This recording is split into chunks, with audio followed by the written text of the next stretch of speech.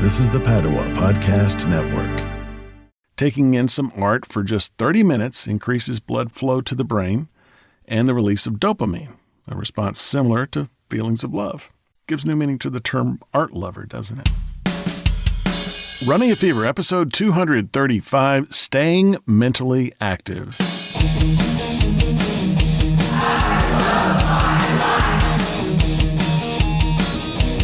Hello, my name is Michael Davis. This is a podcast about fitness, diet, and medicine.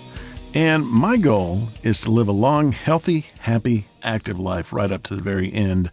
I want that from you, and that's why I invite you along in this journey of discovery about health and how we can live a better life physically, mentally, and otherwise.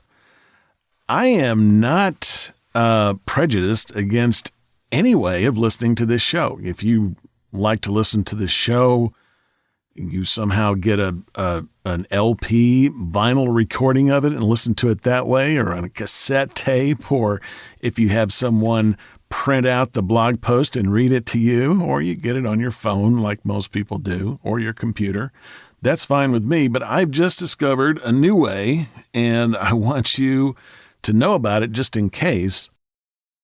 If you have an Amazon Echo device, that's the smart speaker that you talk to, all you have to do to listen to the podcast is say, Alexa, play Running a Fever podcast. You know, I tried that, and I heard myself start talking to me right in my home. I have one of the little Echo Dots, and I've been kind of trying it out. I got it free, and it's just been kind of sitting around. And I was looking through all this stuff I had from the office when I, of course, went home to work from home. And I decided to plug this thing in, set it up, and see what it would do. And, now I use it to play music and, figure out what a word means while I'm reading or something like that. But you can listen to podcasts on it. So if you have one of those devices, you can always just say that magic word and you can listen to the podcast on your Echo device. Now, this is the 12th in our 17-part series on dementia. About 50 million people suffer from dementia worldwide.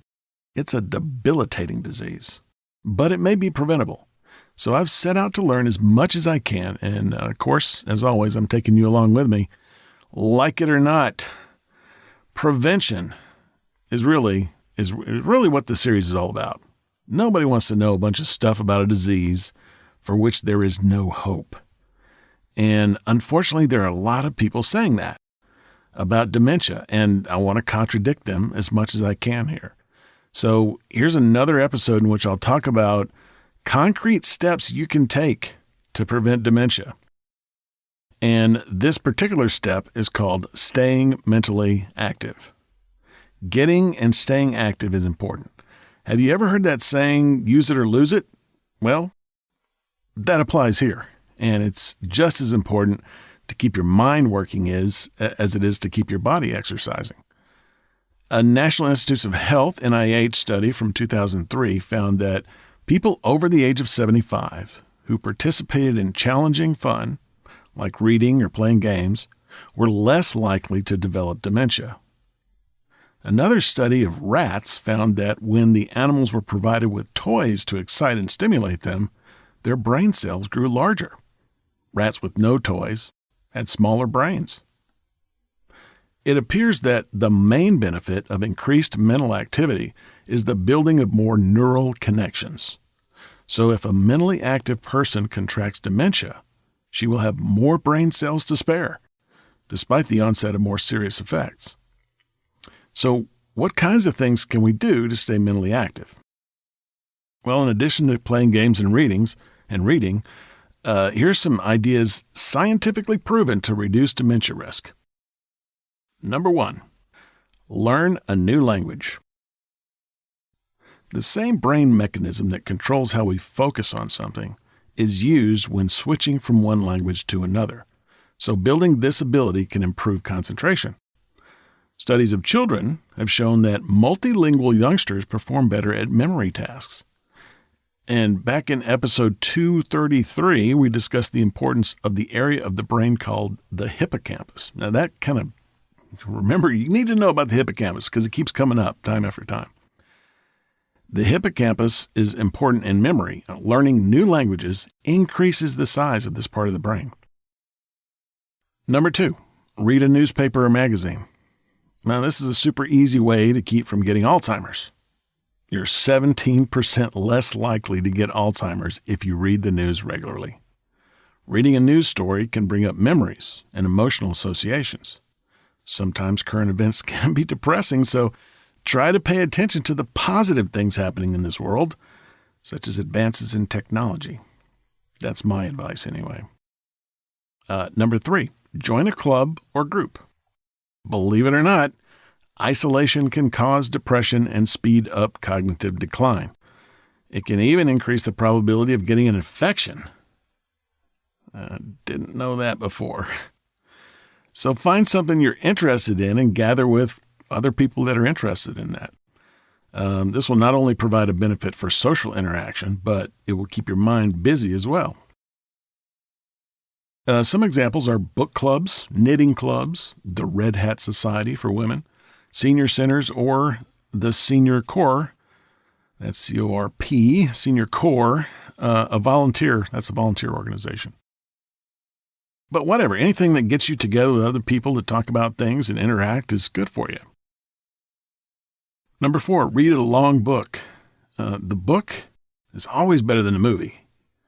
It turns out that reading is also better for the brain. Now, when you're watching a movie, all the images are provided for you, and you don't have to create them yourself. And with a book, you have that added brain activity. It's a creative activity, actually, because you're building these images in your brain.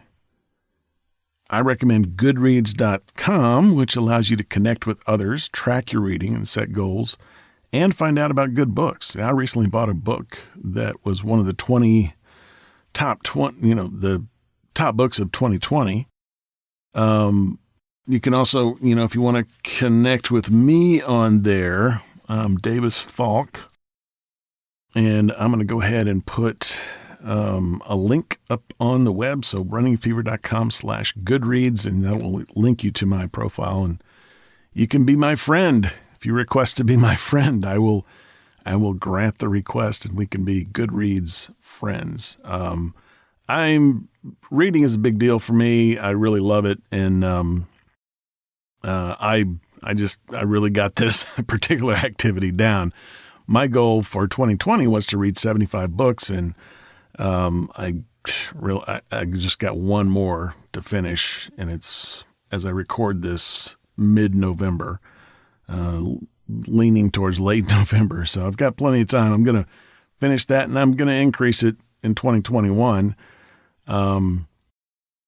Last year I read 52 books, and so far this year I've read 74. So that is a good activity. I'm really into it. So think about that. Make a scrapbook is number 5. This activity exercises the memory as you sift through pictures and mementos. And it's also creative because you're creating your own little scrapbook, and it's a great way to relieve stress. And here's another thing. You can combine that with joining a club for social interaction. There's probably at least one scrapbooking group in your local area. Number 6, learn to play a musical instrument or play one that you already know. This isn't just about an exercise of memory, though it does increase memory capacity.